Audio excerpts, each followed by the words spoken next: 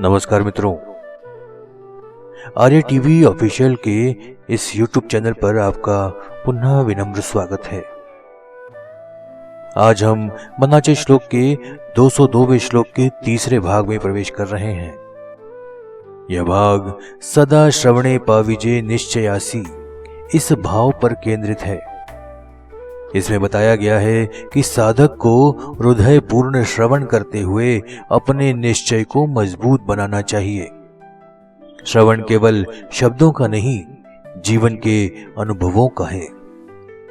इस तीसरे भाग की विशेषता है विश्वास, स्पष्टता और साधना में स्थिरता को श्रवण के माध्यम से प्राप्त करना। तो चलिए इस अंतर्मुखी श्रवण यात्रा की ओर बढ़ते हैं और प्रारंभ करते हैं आज का ये विवेचन। जब साधक इस अनुभूति को प्राप्त करता है कि मना गुजरे तुझ हे प्राप्त झाले, तो उसके भीतर एक प्रकार का विस्मय जन्म लेता है। वह अनुभव करता है कि जिसे पाने के लिए उसने असंख्य प्रयास किए, वह तो सदा से ही उसके भीतर था। परंतु यह विस्मय स्थिर नहीं रहता। जल्दी ही यह विस्मय एक गहन तृप्ति और फिर एक प्रकार के अंतर्निरीक्षण में परिवर्तित हो जाता है। साधक अपने भीतर उतरता है और हर लहर में, हर स्पंदन में उस परम सत्य का स्पर्श करने लगता है। यही भीतरी यात्रा अत्यंत सूक्ष्म और अत्यंत रहस्यमयी होती है। यहाँ बाहरी क्रियाएं गौण हो जाती हैं। जो शेष रहता है वह है अंतर यात्रा का गहन प्रयत्न। परी अंतरी पाहिजे यत्न केले, इसका जीवंत स्वरूप। इस अंतर यात्रा में साधक को स्वयं से हस्ताक्षर करना होता है, स्वयं से साक्षात्कार करना होता है। वह अपने भीतर छुपे हुए प्रत्येक आवरण को देखता है। अहंकार के आवरण को, वासना के आवरण को, भय और संदेह के आवरण को। यह देखना कोई सहज कार्य नहीं है। वर्षों से संचित ये आवरण साधक के स्वभाव का अंग बन चुका होता है। इतना सूक्ष्म होता है कि साधक को उनका आभास भी नहीं होता। लेकिन अब जब ज्ञान का प्रकाश भीतर जाग चुका है, साधक उन्हें एक एक करके पहचानने लगता है। पहचानना ही पहला यत्न है। लेकिन केवल पहचान लेना पर्याप्त नहीं है। उन्हें धीरे धीरे छोड़ना पड़ता है। और यह छोड़ना सहज नहीं है, क्योंकि इन आवरणों से साधक के वर्षों तक स्वयं को पहचाना है। वे उसकी पहचान का हिस्सा बन गए हैं। अब उन्हें छोड़ने का अर्थ है अपने पुराने स्व को मरने देना। यह मृत्यु भयावह प्रतीत हो सकती है, किंतु मन से पुराने परिचय से चिपका रहना भी उचित नहीं है। इसलिए अंतरी यत्न का कार्य है इस भीतरी मृत्यु को सहजता से स्वीकार करना, बिना भय के, बिना प्रतिरोध के। यह भीतरी मृत्यु साधक को नए जन्म की ओर ले जाती है। पुराने मैं का अवसान होता है और नए स्व का उदय होता है। वह स्व जो शुद्ध है, निर्मल है, जो किसी भी उपाधि से बंधा नहीं है। लेकिन यह प्रक्रिया समय लेती है। साधक को धैर्य चाहिए, सहनशीलता चाहिए और सबसे बढ़कर चाहिए अखंड निष्ठा।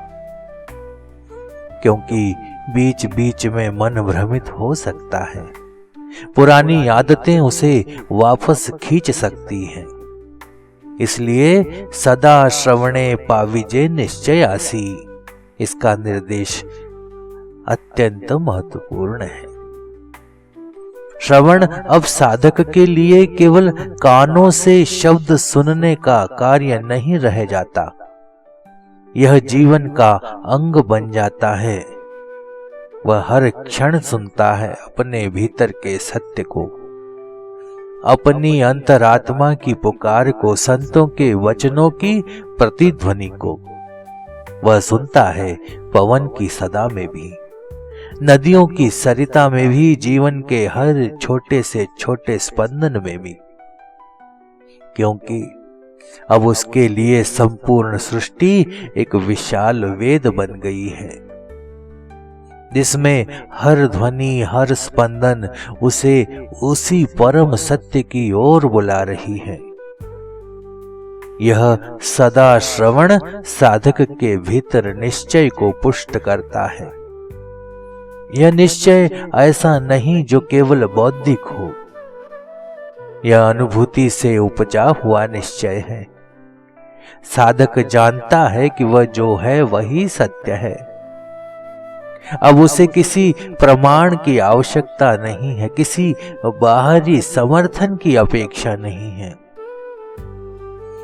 यह निश्चय उसकी जड़ें गहरे भीतर तक फैलाता है, उसे अडिग बनाता है। चाहे संसार में कितनी भी उठापटक हो, चाहे परिस्थितियां जैसी भी बदले, साधक भीतर से अडोल रहता है। जैसे विशाल पर्वत जिसकी जड़ें धरती के गहरे तक धसी हैं। यह निश्चय साधक के भीतर अपूर्व शांति और स्थिरता लाता है। लेकिन यह भी सत्य है कि इस स्थिरता को जीवित रखने के लिए उसे सजग रहना पड़ता है। बड़ा मन चंचल है, पुराने संस्कार गहरे दबे रहते हैं और अवसर पाते ही सिर उठा सकते हैं। इसलिए सज्जन संगति का महत्व बहुत है। धरी सज्जन संगति धन्य होसी। सज्जन संगति साधक के लिए एक प्रकार की सुरक्षा कवच है। सज्जनों के बीच साधक अपने मार्ग पर टिके रहने में समर्थ होता है, क्योंकि सज्जनों का जीवन स्वयं ही एक प्रेरणा है। उनके शब्द, उनकी दृष्टि, उनका आचरण इस साधक को निरंतर उसके लक्ष्य की ओर खींचता है। जब साधक थकता है तो सज्जनों का संग उसे ऊर्जा देता है। जब वह भ्रमित होता है तो सज्जनों का वचन उसे मार्ग दिखाता है। जब वह गिरता है तो सज्जनों की करुणा उसे उठाती है। यह सज्ज संगति एक प्रकार की दिव्य मित्रता है, जहां कोई अपेक्षा नहीं है, केवल प्रेम है। जहां कोई बंधन नहीं है, केवल स्वतंत्रता है। जहां कोई अधिकार नहीं है, केवल समर्पण है। सज्जन संगति में साधक को पहली बार यह अनुभव होता है कि वह अकेला नहीं है। संसार चाहे जैसा भी हो, लेकिन साधना के इस कठिन पथ पर उसके साथ कुछ ऐसे आत्मीय हैं जो उसकी अंतरात्मा की पुकार को समझते हैं, जो उसकी यात्रा की गंभीरता को पहचानते हैं। लेकिन सज्जन संगति भी साधक को तभी फल देती है जब वह स्वयं विनम्र होता है। यदि यह अहंकार केवल सज्जनों के बीच रह जाए तो वह उसके जीवन संदेश को ग्रहण नहीं कर सकता। सज्जनों के संग का लाभ वही उठा सकता है जो अपने भीतर कोमलता और ग्रहणशीलता लेकर आता है, जो स्वयं को खाली कर देता है ताकि सज्जनों की वाणी उसमें गूंज सके, जो स्वयं को मिटा देता है ताकि सज्जनों की ज्योति उसमें जल सके। यह सज्जन संगति धीरे धीरे साधक के भीतर एक नया वातावरण रचती है। साधक के विचार, भावनाएं, इच्छाएं सब शुद्ध होने लगती हैं। उसमें सहज प्रेम, करुणा, क्षमा और सेवा की भावना जन्म लेती है।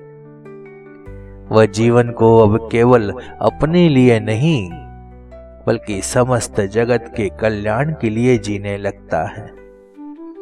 उसका हृदय इतना व्यापक हो जाता है कि उसमें कोई भी पराया नहीं रहता। हर प्राणी को अपने ही स्वरूप में देखता है। यह अवस्था साधक को धन्यता की ओर ले जाती है।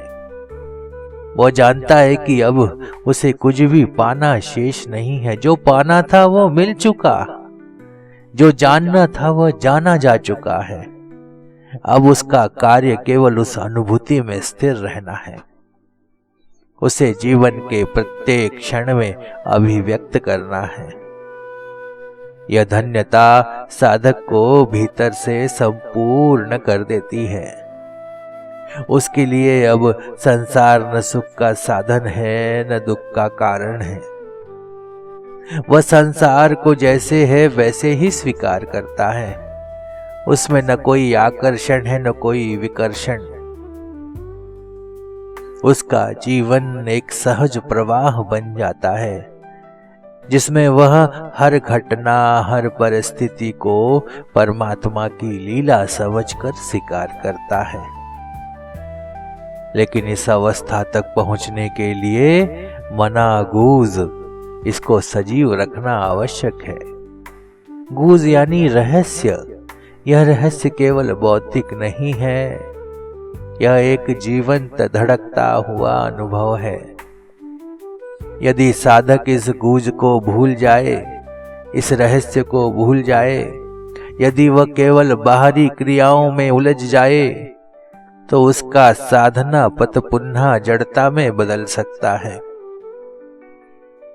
इसलिए उसे हर क्षण अपने भीतर उस रहस्य को जीवित रखना है, उस अलौकिक अनुभव को, उस दिव्य स्पर्श को जो उसके स्वयं के मूल से जोड़ता है। यह जीवंत गूंज, यह रहस्य ही साधक की सच्ची थाती है। इसके बिना सारी साधना केवल दिखावा है। इसके बिना सारे व्रत, तप, जप केवल बाहरी आडंबर है। लेकिन यदि यह गूंज, यह रहस्य भीतर जीवित है तो साधक का प्रत्येक कार्य, प्रत्येक शब्द, प्रत्येक विचार एक तपस्या बन जाता है। वह जहां भी जाता है वहां शांति का प्रसार करता है। वह जिससे भी मिलता है उसमें भी उस परम तत्व की झलक पाता है। इस प्रकार मना गूंज की प्राप्ति के बाद अंतरी यत्न, सदा श्रवण निश्चय की स्थापना और सज्जन संगति के सहारे साधक अपने भीतर उस रहस्य को पुष्ट करता है। वह बाहरी संसार में रहते हुए भी भीतर से स्वतंत्र रहता है। वह कार्य करता है लेकिन उसमें कोई कर्तापन नहीं रहता। वह बोलता है लेकिन उसमें कोई अहम नहीं होता। वह जीता है लेकिन भीतर से वह जीवन की सीमाओं से परे होता है। यही है वह साधक जिसकी ओर समर्थ रामदास स्वामी इस श्लोक में संकेत कर रहे हैं। यही है वह साधना जो जीवन को धन्य बनाती है। यही है वह पथ जो साधक को अंधकार से प्रकाश की ओर और मृत्यु से अमरत्व की ओर, असत्य से सत्य की ओर ले जाती है।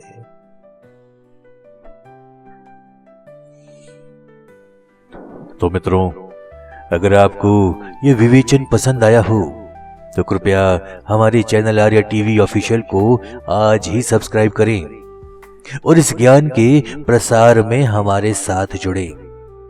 आध्यात्मिक ज्ञान की ये यात्राएं हमारे जीवन में प्रकाश और दिशा प्रदान करती है। मिलते हैं अगले अध्याय में एक और श्लोक के साथ।